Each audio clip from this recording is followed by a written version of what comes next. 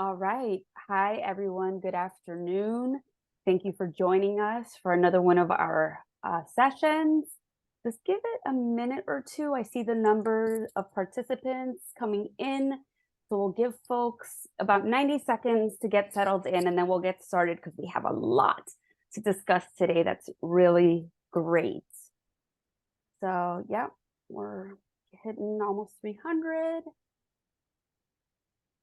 Thank you all for being here. I'll just give it just another 60 seconds. Make sure that everyone gets in here and is settled in. I do want to let everyone know that you are on mute and your cameras are off unless you are one of our panelists, so you don't need to worry about that. This is also a recorded session, so you will have access to this afterwards. You can come back into the same virtual fair portal and access it for 30 days, and then we will transfer it to YouTube. If you do have any questions, we would love for you to share those in the Q&A section down below. So make sure you submit any Q&As, questions you may have for our panelists in that Q&A session. And I think we're going to go ahead and get started. We're at about 6:50 right now. I know it'll keep climbing, but we have lots to cover. So good afternoon, everyone. Welcome to Watch What Happens Live, our mock interviews with real admissions officers. My name is Maria Jose Araya. I'm the Learner Engagement Manager at the AAMC. On our panel today is Christian Essman from Case Western Reserve School of Medicine, Dr. Charlene Green from UC Davis School of Medicine, and one of our learner participants, Christy Scherer, who is a medical student at University of Kentucky College of Medicine. So welcome all. Thank you so much for joining us today for this session.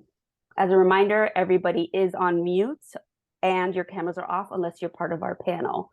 So I think we can go ahead and get started. And I know we're gonna start off with Dr. Green sharing some MMI interview information. Dr. Green? Absolutely. Hello, everyone, and welcome again. As mentioned, let's dive straight into it. First, I want to provide some general MMI basics. We have this saying in medical school admissions, if you've been to one MMI, you've been to one MMI, meaning they are all built a little differently. So typically applicants perform maybe 8 to 10 stations or participate in 8 to 10 stations, and it can kind of be like speed dating and reality TV combined. Some MMIs are blinded, meaning that interviewers have not seen your application. So it's totally fine and encouraged for you to talk about things directly from your application. Typically, at each station, an applicant is given maybe 1 to 2 minutes to read the scenario or the prompt beforehand. And then you have 5 to 7 minutes to complete the station. So to really talk about the scenario or the question or the task at hand. Stations can vary, so you could be paired with another applicant to do a task. There are ones that are single and open-ended, so you have a little bit more time to interact directly with the interviewer, tell a story, give a part of your narrative and your experience.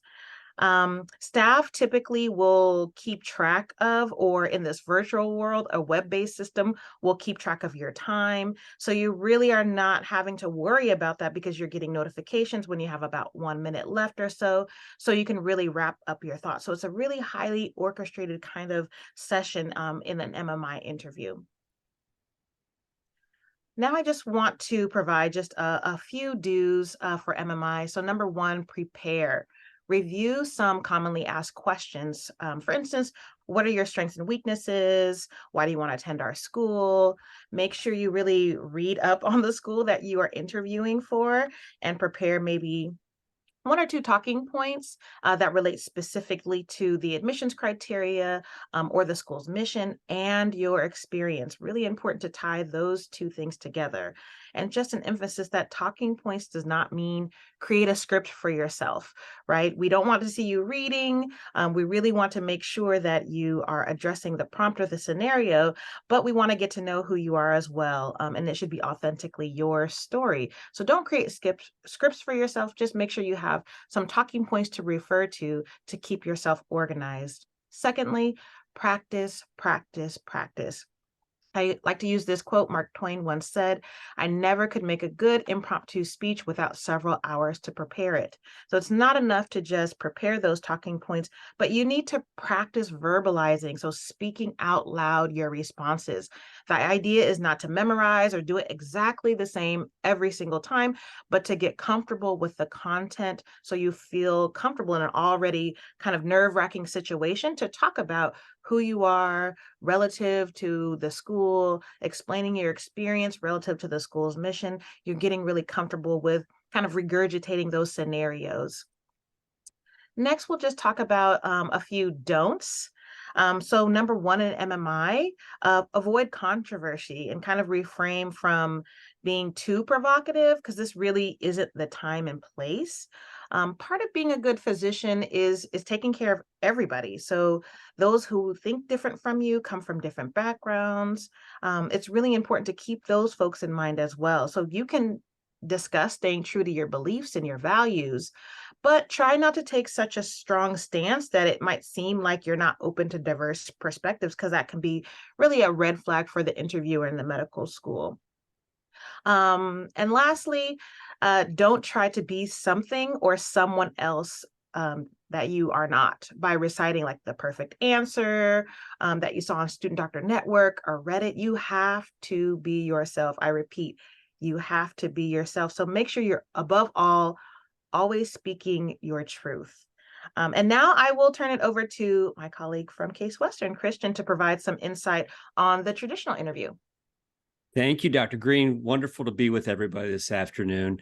I'm going to share with you some do's and some don'ts for what you might be referred to as the traditional interview or standard interview, where you might find yourself meeting one-on-one with an interviewer or sometimes two-on-one kind of thing. So some of these overlap a little bit with Dr. Green's, but I can expand on them a little bit. First, know your application. And what I mean by this, go back and reread everything that you wrote, specifically in secondary applications that you shared to medical schools. This information may come up in the interview, and then you want to be able to sometimes highlight it a little bit, or also be prepared to share some new or different stories. There's been times where I've interviewed people and they share the same stories that I read about in their application. And I've heard people say then they don't feel like they got to know them very well because they shared the same stories that you read about. So have some backups, some backup stories in your back pocket ready to go. Practice being interviewed, but don't memorize responses.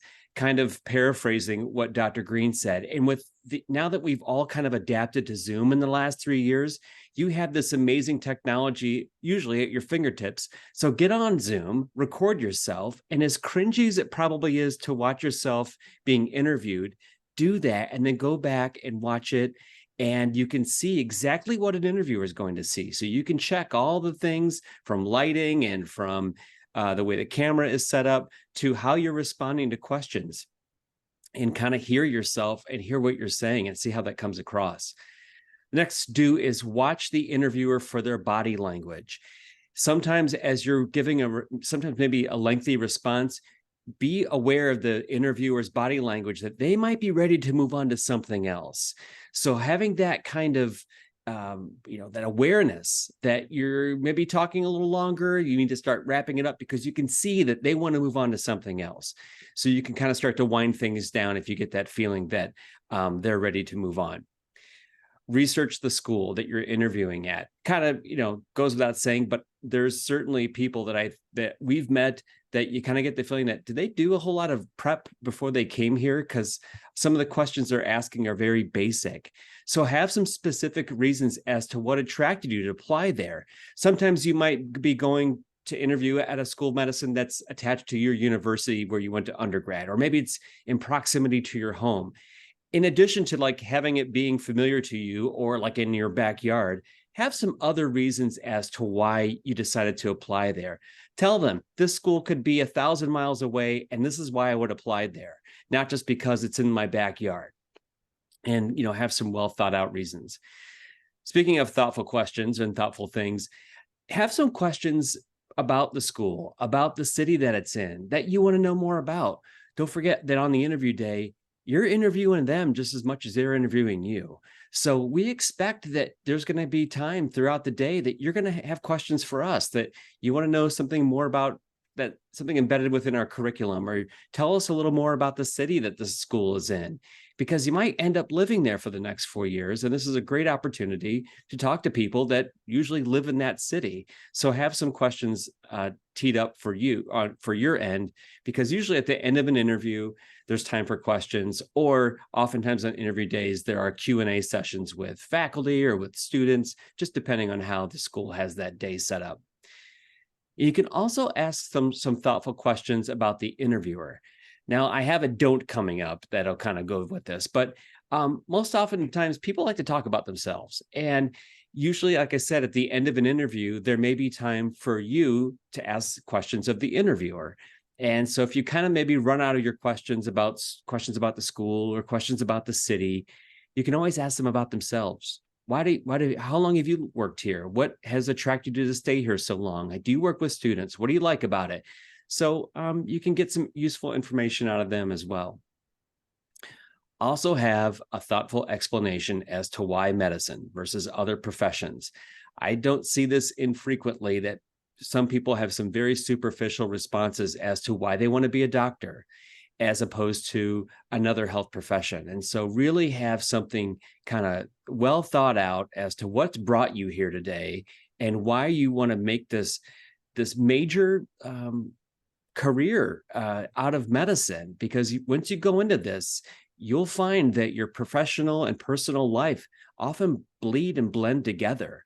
So have a well thought out explanation as to why you want to go into medicine, because you got to expect that to be one of the questions you're going to probably get on an interview day in some shape or form. Lastly, try to enjoy the interview. You're there because they're interested in meeting you. So it's high stakes. It can be you're going to be a little nervous, but try to enjoy the process as much as you can. Now for some of my don'ts. I got a few here. If you know the name of your interviewer prior to the interview day, don't feel like you have to Google them and know everything there is to know about them and have read all their publications, and try to impress them with that. Number one, you're not going to have a whole lot of time to share that with them because they're interviewing you, right? Not vice versa.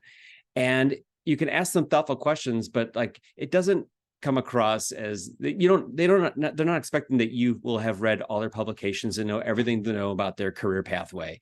This is where you can ask them a little bit about their career pathway and what things they'd like to highlight.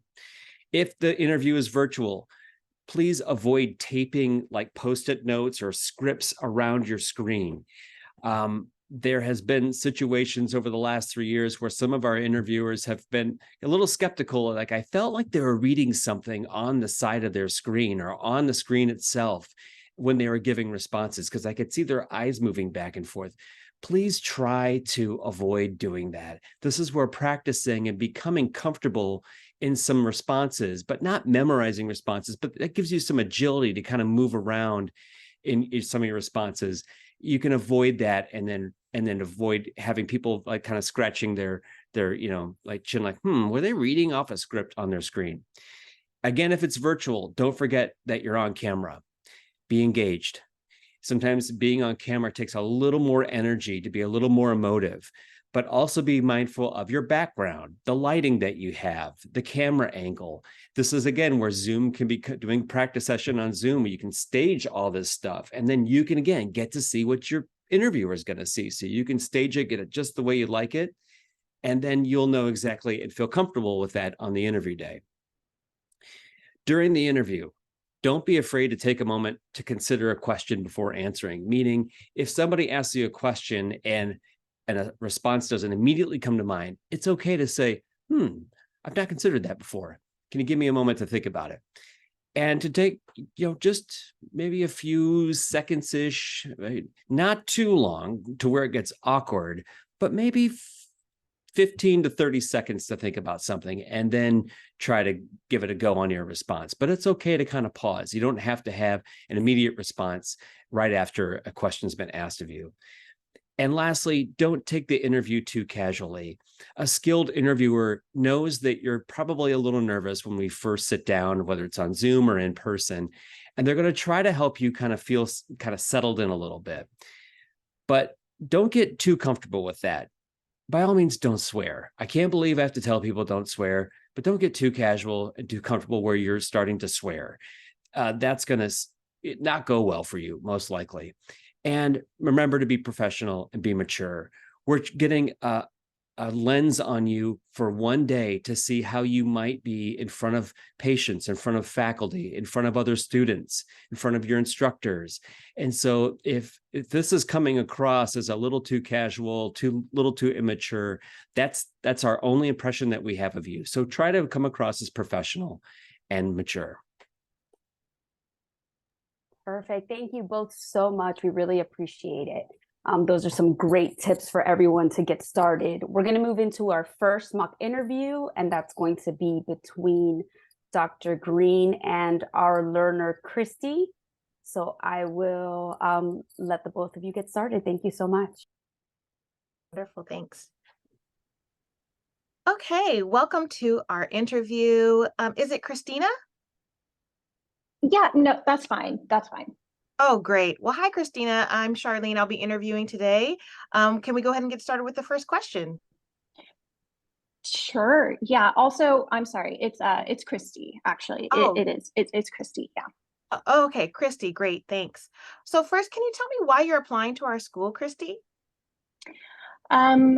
So I have been interested in medicine for a very long time, as long as I can remember. And having my family go through some really difficult,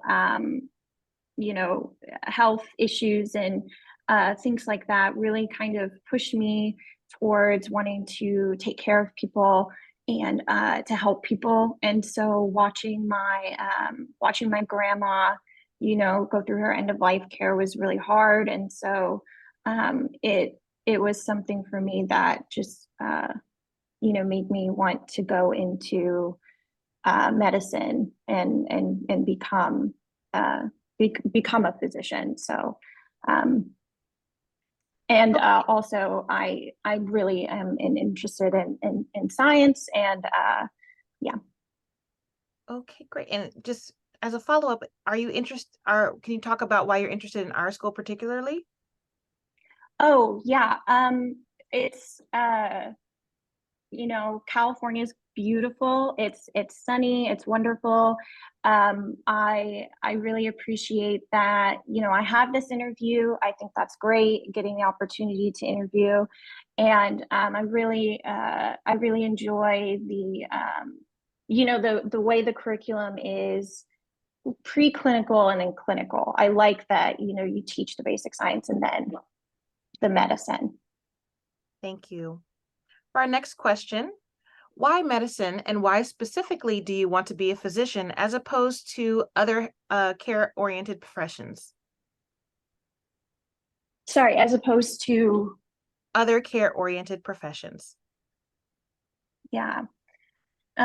So when my grandmother was going through her end of life care, having the physician there was really important for my family to be able to answer those questions. And there are so many care professions that you can do. Like my sister works at Disney, and she works and cares for people and helps people. And my mom is in HR, and she helps and cares about people too. So there are a lot of different professions you can do that care for people. But I think that a physician specifically is there for people in the hardest moments of their life. And so that's why a physician for me. Okay, thank you. For our next question, can you please tell me about a time when you experienced a stressful situation, and please share how you handled it? Okay, yeah. So it's being in a chemistry lab, or any type of lab, is just so stressful. And then with my grandmother passing away at the same time, it was all just too much. And my lab partner just didn't care, and they didn't it just, I had to do the entire project by myself, and it was really difficult to, go through something like that, especially when it was something that was like so formative for me going into medicine, and then having a person be so,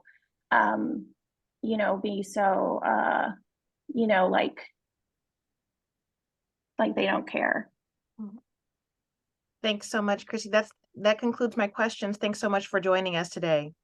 Was that good? The last one? Is that what you wanted on that one? Or Well, I'm actually not allowed to tell you if you've done good or poorly. okay. I'm just evaluating the questions as they come through. So thank you Yeah, so much. cool. Great. Yep. Oh, thank you both so much. That was fantastic. So I do see some folks have already started to type some feedback. Some of our watchers are typing feedback. So please share that in the Q&A as well. But there's definitely comments about how Christy behaved during this interview. So let's talk with Dr. Green. If you could provide some feedback to Christy. Sure. Well, first of all, as much as I'm sure Christy loves her grandmother, I don't want to hear about Christy's grandmother in every single question. Asking how you performed in the interview is not really appropriate. Other things that we touched on, there were several, and I know we want to hear from some of our audience members, but there was a lot of movement happening. I said her name incorrectly, and first it was, call me whatever. So, really being, confident and assertive to make sure people are, saying your name correctly, because that's important for an interviewer too, being really clear. Yeah, there's a couple there for you. I just want to see what my colleagues and maybe others in the audience might think as well. Christian, definitely, if you can jump in with some feedback. Yeah, well, first of all, some people are commenting that Christy's a great actress, and I just replied back to them and said that she's been in improv groups. So she is well versed in how to act. Did you guys notice her kind of really fidgety, shaking around, kind of sitting back? Did you notice that? She didn't answer the first question.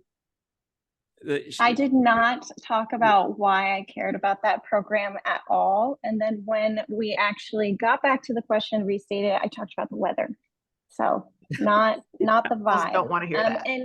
And I saw in there, do people actually act like this on interviews? So obviously a lot of it is hyperbole, right? But little behaviors, the looking down at your phone, that behavior exists. The sitting back and not being centered in the screen, that behavior exists. Looking, not making eye contact when you're responding, not actually answering the question, or being an awkward duck in the beginning and saying, oh yeah, just, call me whatever. It doesn't matter. I don't have a name. I would love to be a doctor. You don't want to do that, right? You want them to know who you are. So maybe also, go ahead. Sorry, go ahead, Dr. Green. Oh, I was just going to say, maybe even when we talked about a stressful situation, she talked about our lab partner. And really painted that person in a negative light. You probably don't want to speak so negatively. Even if it's a challenging situation, you don't want to speak negatively about other people in the scenario or even blame. So you really want to take accountability and responsibility for whatever happened. And then talk about really spend the time focusing on what you've learned from the situation. How's that going to apply to medical school in the patient setting? Yep. I also, somebody asked if are all interviews that short. No, this is just a scenario, just to kind of give you a little bit of a scenario. Also, I don't know if people noticed how quickly Christy sped through the last question. It was just kind of like she was racing through all kinds of, she was all over the place. And so that was something else. Which I think and fillers, used a lot of yes. filler words. Yes, lots of filler words. The movement was distracting. So I think the audience is definitely paying attention and pointing stuff out. And yes, Chrissy, you've gotten at least 10 comments about your acting. So congratulations. So just to make sure we stay on our time, let's move into your mock interview number 2 with Christian. Okay, and scene. All right. Hi, Christy. It's so nice to meet you. Thank you for spending a little bit of time with us today. Oh, no, absolutely. I really appreciate your time as well. So I'm very excited. Wonderful. And we're excited to meet you too. I have a few questions here. We just want to get to know you a little bit more beyond what we read in your application. So the first thing I'd like to find out from you is, tell us how you became interested in applying to our school. Yeah, so during my research, when I was looking at different programs and trying to figure out what would be the best fit, Case Western really stood out to me because of not just the excellence in the preclinical side of things and the excellence that exists within academics itself, but the fact that I'm also going to be trained in the art of being a physician. And so I know that I am currently very raw material in regards to what it means to be a physician. But with the rigor of your curriculum coupled with the opportunities that exist, I'm just really excited about the opportunity and, you know, the trajectory that I could have going to your institution. So it really means a lot to be here. That's great. Well, you clearly have done your homework. And clearly you're a very strong applicant, and you could probably go out and do a lot of different things to be very successful. I'd love to hear why you've chosen medicine as opposed to another healthcare profession. Yeah, this took a lot of time reflecting on, to be honest, because it is kind of a nebulous question when your family asks, you know, why aren't you going into nursing? Or you could be a PA and be done already. Like, what are you doing? This is your 20s. And for me, it's about becoming excellent in a capacity that is going to best serve my community.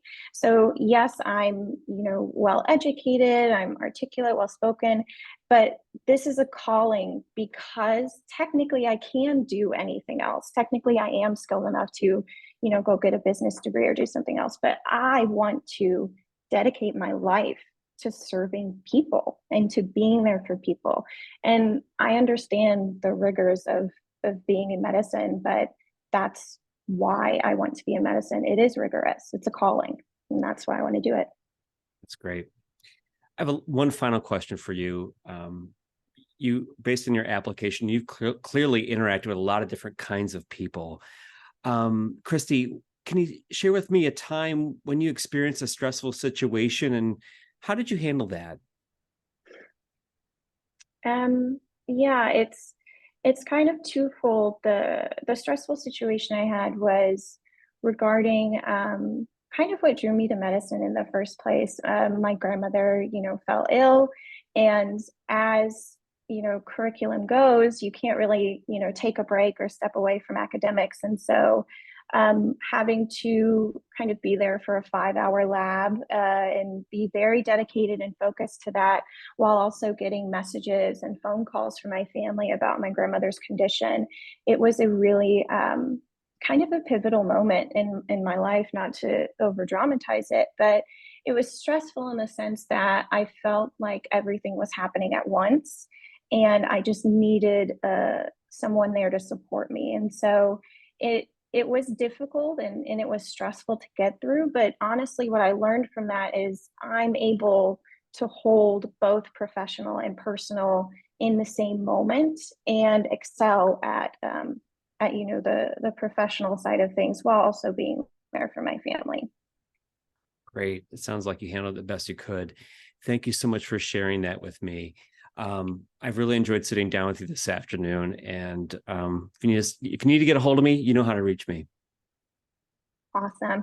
Yeah, and you know, I love lake effect snow too. So Case Western is just, it's got to be the place for me. Case is the place. All right, fantastic. Thank you so much. End scene. And scene. Yes. Thank you, Christy, for playing two roles. Hopefully everyone was able to see how differently Christy behaved during those two examples. Thank you, Christian, for offering those hard-hitting questions. So, but I know there's always feedback that can be provided. So either Christian or Dr. Green, would you have any feedback for Christy during this interview? Okay. I'm sure people noticed that Christy took a little more time. She sometimes paused a little bit to think about her response, and then her response had almost like a cadence to it as she worked through her thoughts. So you can tell that she was organizing her thoughts as almost as she was speaking, but it was a well-organized response to those questions. And she, it's okay to, I saw in the chat, somebody's like, do you have to look at the camera all the time? No, not like, I don't think you have to give the camera a death stare, but you can look out. Yeah, you can look away from time to time, and as you think, and it's physiological to want to gaze away when you're recalling something. But then just have a nice natural, as best you can, with natural kind of gaze with your camera. Dr. Green, what did you pick up on? Yeah, I love one of the comments that said Christy's calmness was contagious. I love that. We're gonna put that on a shirt. Yes, the calmness, the confidence was there. And I saw another comment about just, being playful or mentioning something kind of like cute at the end. She showed her personality. So it was still succinct. It was to the point. She had great examples, but you can still be a human being. We do want nice people as physicians, right? With great bedside manner, someone relatable to patients, personable, approachable. So she was able, you don't have to be super bubbly and warm and fuzzy to show that you're kind and approachable. And so I think Christy showed a great example of that balance where a patient would feel comfortable speaking with her. Anyone would, right? Peers as well. We're thinking about how classes can work together to solve problems, do peer learning together. All of those things really came through. So we make a lot of assumptions from situations just like that in the interview, where we're trying to see also how they would have leadership in the class or connect with other peers as well. So I think she did a great job showcasing her personality too. She smiled. She smiled. Simple things. Smiled. She did. Chrissy, did you want to share anything regarding your second act? Yeah, I'm not going to sit here and pretend for any of you guys that calm, cool, collected person is the one that always exists for interviews. I've got residency interviews, next week, but it's about, having that, oh my God, moment right before the Zoom starts. Like, get it out, jump up and down, shake your hands, go for a run, do whatever you have to do in the moment, like pinching yourself, do something to get that extra energy out so you can just sit back, take that deep breath. It is okay to be nervous. It's absolutely okay to be nervous, but it's about being nervous and embracing that, being mindful about your nervousness, sitting back in it, and then just executing, going, existing in the moment for the interview. Fantastic. Well, thank you all. I do see lots of questions coming into our Q&A. I've already got some set up for us. I'm going to go ahead and start with Christian, because you mentioned this already. When we're talking about eye contact, we're also talking about things like additional body language, possibly something like a stutter, issues with making general eye contact. Can you offer any instruction in regards to that?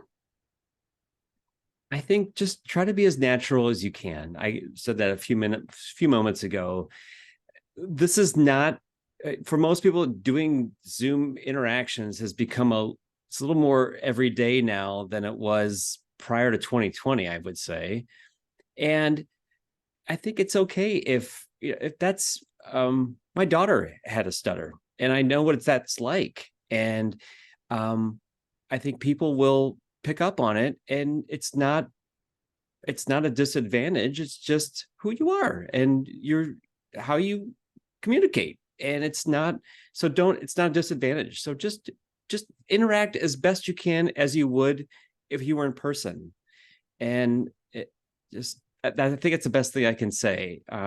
Just know that if somebody has a stutter or a stammer, it's not the first time we've probably seen it. And that's just the way, that's how things go. It's just like, anyway, so I'll stop there. Should they call attention to it if they're aware of it? Should they, so they're explaining it rather than it coming off as they're excessively nervous or unprepared? I think what's the disadvantage from telling somebody other than try to think of like, what's the best thing that could happen? What's the worst thing that could happen? Maybe if you didn't write about it in your application, sometimes students write about those kind of things in their applications that may already be aware of it. If not, just say, I just want to let you know that sometimes when I get nervous or I'm in situations like this, I do tend to have a little bit of a stutter or a little bit of a stammer. And but I'm excited to have a great conversation with you. And then maybe leave it at that. Okay. You know, don't spend too much time on it. Just you put it out there and we'll do, you know, let it move forward. Okay, I love that. Thank you for sharing that. Did anybody else want to respond to that? Because I have a second part for this one. Maybe Dr. Green, can you talk to us a little bit about clothing? And we've had people ask if they should show their personality through their clothing. Should they just do something a little bit more formal and subdued? What are your thoughts on this? I think to each his own. I do think coming in, so thinking about professional dress is important because also when it makes you feel a certain way. I think it also adds to your confidence too when you're dressed professionally. And I would add like grooming to that as well, because I have seen folks who, and again, professionalism is like in the eye of the beholder sometimes too. So it can be really challenging to figure out like, what do people want? So it's like a part of it is be yourself, what you deem as professional, what you're comfortable with. For me, again, this is me. I'm like pearls. I put my hair back when not today, but I typically will, put my hair back when it's an interview or in a bun. And I want to make sure I have like, a collar shirt, a blazer on. But that's me. And that's what I'm comfortable with. I feel professional when I'm in that space. I think showing your personality, like within reason, whatever that might mean to you, is okay. Like sometimes I'll see someone with like, maybe a bright colored shirt and a blazer. I would be careful with some things because it just may be distracting. I think that's the goal, is you don't want to have people so distracted by, a certain hair color or your shirt's too busy. And now they're not listening to your words, where really we need to be focused on what you bring to the medical school, your competency, all the values that we talk about, the attributes that are important to us. We want to be focused on that thing and not being distracted. And when we were in person, I used to say the same thing to applicants about even like having too much cologne on or smell. Like those types of things are very distracting. So you want to make sure the focus is on you and the content you bring and not your clothes, your hair, or your appearance. That's great.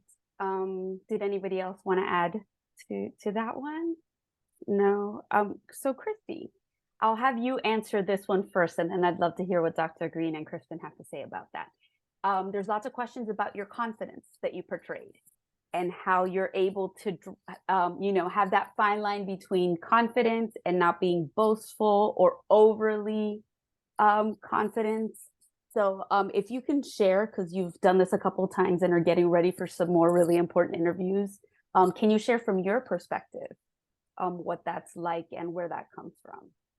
Yeah, you guys are all here because you're very smart, caring, and passionate people. 100%, I believe that, not meeting any of you personally at all because of the fact that you want to be physicians. So going into an interview, knowing that I am here because I have future patients that need me. There are people that are being born right now that will need you when they get diagnosed with their pediatric disease in 10 years. There are people that are going to develop Alzheimer's and dementia in your community, and you are going to be the one to be there to take care of them. And you want to do that, and you want to work hard, you want to study, and you want to practice your interviewing skills with these people. So falling back on, it's a calling. That's the key phrase. That's the buzzword, right? It's a calling. But think about and reflect on, why is it a calling for you? And then once you have that, why is this a calling for me? That's where you get your confidence from. Thinking about all of the work you've done so far and thinking about your future patient populations, those are the people that you're doing it for. So that's who should give you your confidence, because at the end of the day, they are the ones that you're going to help, and they are going to be eternally grateful for you when you get there. I would just add one quick thing to that. When we think about confidence versus arrogance type of thing, always try to, exactly what Chrissy said, bring it back to patient care, right? Because I think where the line with, I've seen applicants with where it feels like more like arrogance or they're full of themselves, right? Is they're talking about this list of accomplishments that they have. And in our school, we have 8,200 applicants, right? So it's a lot of people with 100% MCAT and, 4.0, and they've had all this research. And, I tell people all the time, I reject people all the time with 100% MCAT and 4.0. And it's because what does that mean for patient care? So I would rather, if you're going to talk about some really incredible accomplishments that you have, talk about like how hard it was. Like, I really had to work and, have discipline. So think about how you're going to connect it to attributes. Number one, I had to have discipline. I had no idea what I was doing. I came in, I did this work, I got this national award, and this is how I'm going to now tie this into the patients I'm going to care for. I'm hoping that what I learned from this study or what I learned from doing this, clinical internship, I can continue more of that and increase, right, or decrease health disparities in my community. So again, why do I care about the thing that you did? It's not just, here's the list of things that I did. It's now, how will you then engage that with your academic career in medical school, as well as patient care? So tying it to something meaningful. So it's not just a list of accomplishments. And also tying it to your team. I mean, healthcare, medicine in particular, is a team sport. And so if you come in talking about all of your accolades and this incredible research project that you did, and also you're president of this organization, and, we executed the first of this, and I started the first of this program. I'm hearing a lot of, I did this, I did this, I did this. You can say, we did this, and I was the leader for the team, or, our team led by me, or something along those lines, because it's great when you have leadership, absolutely. And it's great when you have accomplishments, absolutely. It's about, how do you view your accomplishments and your leaderships? Do you view it as, I am the center of the universe, or do you view it as, look how good I'm going to be at helping people? Thank you, Christy. Those added points are really important.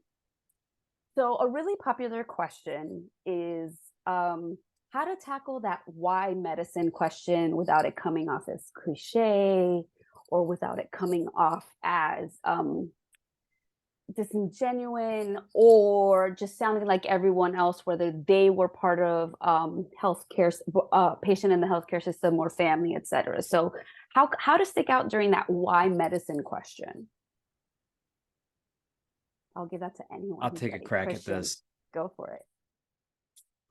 First, think about your personal statement. It's a personal statement. So what did you write that in that statement about, because that statement is basically, why did you decide to pursue medicine, and not so many in more words than what I just said. So think about that. What's your story, and what did you do to investigate medicine as a career? What's kind of brought you to this point? So you don't have to reiterate your entire resume, but you can talk about things that you've done that were impactful to you. And maybe there's a patient that you remember that you're like, that was really, left an impression on me, or there's a physician that you worked with that was like an influence to you, and you felt like, I really could see myself doing that someday. Just think about the things that have been kind of milestones in your life that have kind of brought you to this point, and why you've maybe, and even say it, like Christy, I think even said it too, like, yeah, I've looked at some other things, I've considered some other careers, and maybe you dabbled in them a little bit, but I keep coming back to medicine because it gives me some kind of fulfillment for a particular reason, and then go into those reasons. I mean, so I think that, start with what your story or statement would be, and then work around that. Yeah, very similar answer that I have. I call this my why medicine starter pack. So number one, when did you know that you want to go into medicine, right? Since you were 4, you had a family member had a really great experience in healthcare that you want to contribute to that system. You had a family member with a really bad experience in healthcare, whatever it is. Why medicine briefly? And then a good chunk should be spent on what have you done as a pre-med within your pre-med scope to explore and foster that passion.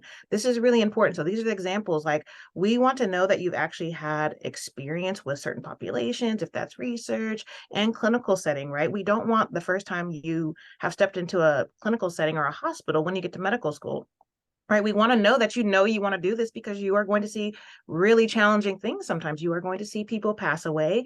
You are going to see very sick children. You are going to have to, give bad news to family members. So you have to have a level of emotional intelligence that has developed. It's not a switch you turn on. It's something that you learn over time, right? So that you should spend a good chunk on that piece. And lastly, what do you want to do with medicine? I want to explore certain specialties, or I'm going into medical school open because I have some interest in procedures in this, but I really want to explore further. I want to do cancer research. So when did you know you want to go to medicine? What have you done as a pre-med within your scope to explore that? And then what will you hope to do in the field of medicine? Starter pack. Love that. Starter pack. So everybody's ready. Wonderful. In the same vein, the tell me about yourself question. So when presented with a tell me about yourself, should I point out things that were in my application that I want to highlight? Should I mention things that are not on my application at all? Should there be a balance between the two? What would you like to hear?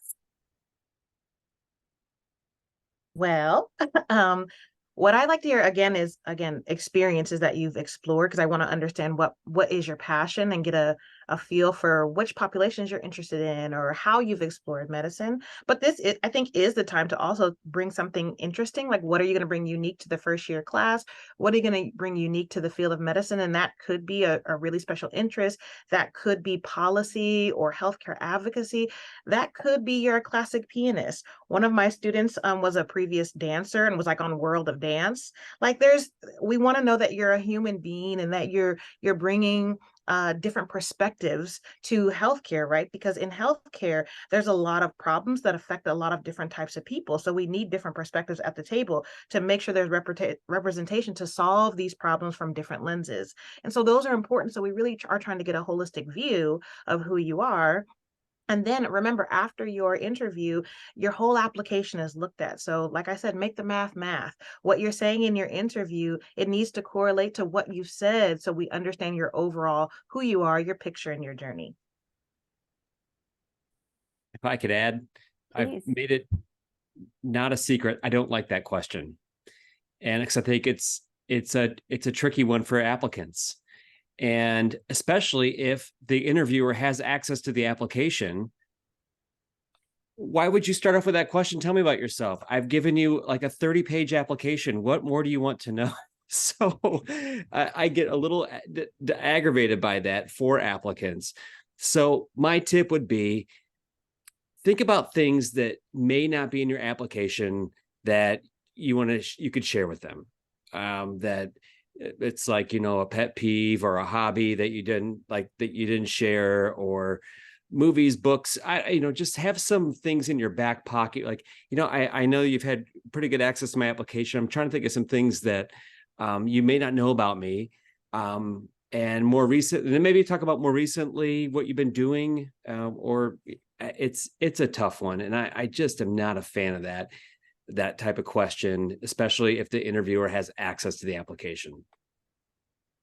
Wonderful. Thank you. Chrissy, did you have anything you wanted to share for that one? No? Okay. Were you ready for it though, when you were going out and interviewing for med schools? Like, did you have something kind of prepared? I did. Yeah, I had, so also practicing your answers out loud is so helpful, because there have been times where I've said things out loud and it sounds horrible when you hear it out loud. And then I just kind of finish out the moment and I'll be like, and I will show myself the door because that is a terrible answer and you're not going to take me as a student. Thanks so much. And then I just reset and like start practicing again and like remake the moment. But the elevator pitch. I'm from a small town in Northwest Ohio. I have 2 siblings, grew up in a single parent household. I love baking. I play soccer. I like to hike. I like true crime, but my fiance says it's iffy to talk about murder in an interview. So I don't bring that up, but you can if it's something that you like. And just kind of explaining who you are. If you sit there and you're like, oh, who am I? Here's my research.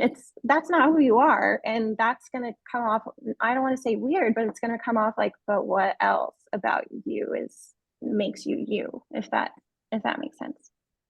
I think that's great. I think I might be a little concerned if they say, yes, I love murder as a response. So, but again, you're breaking the ice. So one question in regards to just the general state, we talked about not reading from Post-its or things like that, but folks have some questions about whether it's okay to just take quick notes so you don't forget the question that's being asked, or bringing questions written down to ask your interviewer, just because those you might go blank on that. Would you recommend that be okay?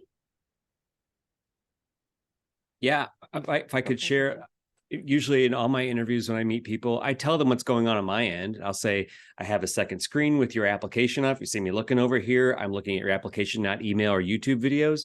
I take notes as I go along because I can't remember everything anymore. And then I think it's perfectly fine to say, as an applicant, like, I might jot some notes down as we go along. Or I did bring a few, if it gets to the point where they're asking questions, like, I did jot down a few questions before today, so I'm going to get those out here and make sure I don't forget them. It's what's fair is fair. I think that's perfectly acceptable. Yes, and some people just need to have that visual. I'm very much, I have been jotting down notes as well as questions are asked and things are shared. So I agree with you. You also look prepared, right? If you have your questions written down, like, I didn't just pull up your school's website 2 minutes ago and memorize these questions. Like, I wrote these down, I have a list of them, and then you can cross them out too if you've noticed they've been answered, and you can say that. So you can say, oh, I see a couple of my questions have already been answered based on what you said. Don't just re-ask the question if you know they already answered it, because then they're going to be like, we just told you that 30 minutes ago in the program outline. So, it's okay to say, oh, this was answered already for me. That way they know you still looked it up, but Love that. That's a really good pointer. Dr. Green, did you have anything to share for that? No? All right. Apparently water is also a question. If folks can have water with them to drink, I would think absolutely you want to make sure you're hydrating and not feeling spilling horrible. all over yourself. Usually yes. But even if that happens, you're human. Those are those things that you want. A doctor, you want a physician, you want someone who is also human, that is taking care of you. I feel like that would be one of those things that would be 1000% understood. I would shy against anything that does not look like water. Right. I've heard, again, in the regards to spilling, red could come off as blood or something else. So let's hydrate with a if it good makes old you feel H2O. better, our dean of admissions poured hot coffee in her lap on a Zoom interview day. And well, it wasn't like boiling hot, but it was. So now she uses a travel mug. I won't say sippy cup. I'll say travel mug. Yes, lids are very something important. safe. Lids are important. I would add too, one time an applicant was like drinking a soda, which I have no problem with that, but then it made the applicant accidentally like involuntary burp. And so they're human, they're allowed to burp, but it was just distracting because now I'm just thinking about this like huge burp that happened. Like it was like really loud too. So don't do anything. Don't consume things that are going to make your body do things that you don't want them to do during the interview. Absolutely. Well, thank you all. We are going to shift to one more topic that was actually brought up by Christy, which we really appreciate that Christy brought this up as we prepared for this session. And I think this is important because we've never covered this topic in these sessions. But what should someone do if it doesn't work out? So you've interviewed and unfortunately you've now heard that you were not selected in this cycle. What should we think about and do next? Yeah, so I wanted to bring up this session for all of you out there who have either applied previously and were unsuccessful, or this cycle isn't shaping. I don't know the timeline for cycles anymore. I'm so sorry, but maybe it's not shaping up the way that you want it to be. I am the AMC representative for the University of Kentucky. So I have like the highest leadership position within our medical school. I've published, 3 or 4 times in research journals. I did a podium presentation for my research. I'm matching neurology. I'm interviewing at, Harvard, UPenn, Mayo for neurology. I did not get in on the first time. Not at all, not even close.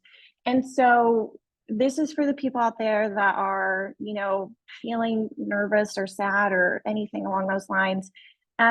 Remembering that this is a calling and why you want to go into this.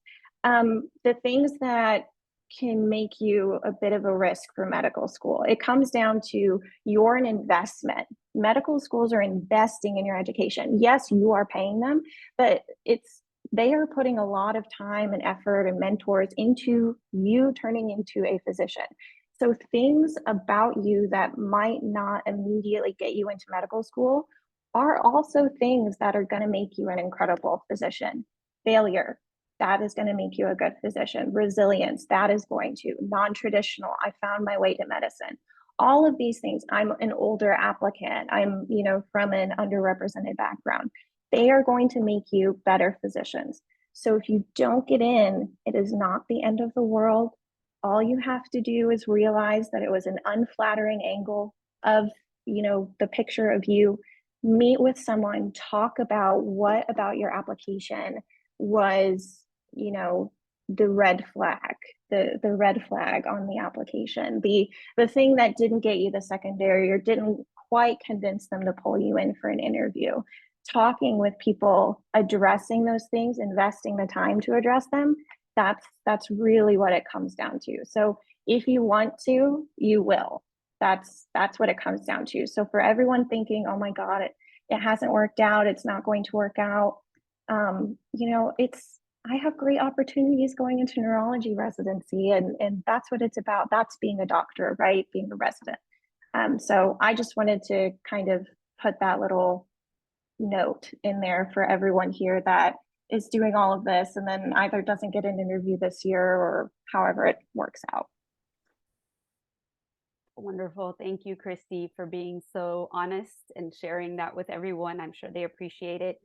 I usually like to close this out with, one bit of either hopeful advice or something you just want to let everybody knowing on this journey, knowing that it is a very difficult journey and it is taxing. If there's something you could share to give everybody hope as they're traversing this journey, we'd love to hear something from each of you. So since Christy just shared, I'll go with Dr. Green first. Sure. I think my best advice is number one, truly, be yourself. The right school is going to want who you are. You have to put the work in order to explore who you are as far as an individual and in the field of medicine, but be true to who you are. The right school is going to pick you, and you just need one yes. You just need one yes to be a doctor. So I love everything that Christy shared, spot on. So you just need one yes and be yourself. Oh, I love that. You just need one yes. All right, Christian. We know that what you're going through, and we know this is a very long process, and it doesn't just start in May when AMCAS opens. That people have usually been working on this for literally years, plural, and we take it very seriously. I say admissions people and our screening teams and our admissions committees. And there are very frequent, easy decisions to make. But just know that we get it. Like, we know what you're going through, and we're trying to do things as humanely as possible, as efficiently as possible. And so just understand there's humans on this end and not, robots that are making these decisions. And so we get it. Oh, such important information. Thank you, Christian. All right, Christy, you're going to close us out. Yeah, so I guess my biggest piece of advice is reflecting on your journey so far. So it's one thing, and all of the classes that we're the most annoyed about are the reflect on this, and you write a quick couple of paragraphs, and you're like, thank God, busy work is done. Now I can do the real work and write my lab report. But in reality, that time you spend reflecting is going to pay off incredible dividends when you get into interviews and when you start writing for secondaries, because that reflection is key to being able to be a good physician and to be there for your patients. So reflect, do whatever you need to do to like take a good hard look in the mirror and focus on what has gotten you here so far. Why do you want to keep going on this journey, and really take the time to think about that for yourself. And it'll be great. It's going to be great. You guys are fine. It's going to be great. It's great. Thank you, Christy. Thank you all so much for spending time with us today. Everything that you offered, all the tidbits that you shared are really important to all those who are watching and getting ready to move forward on this journey. Just as a reminder, this is a recorded session and will be available within 24 hours on the same platform. And after 30 days, it will be moved on to the AAMC's YouTube. So it will be there for you to watch as well. I will also remind you that the AAMC has prepared an interview guide on our website for those who are interviewing, with great information both about in-person and virtual and how to navigate those. So again, thank you, Dr. Green. Thank you, Christian. Thank you, Christy. The best of luck to you on this road. And we appreciate you all for joining us today. And thanks to all who participated and asked questions. Have a wonderful day. And remember, you just need one yes. Have a great one, everyone. Bye-bye.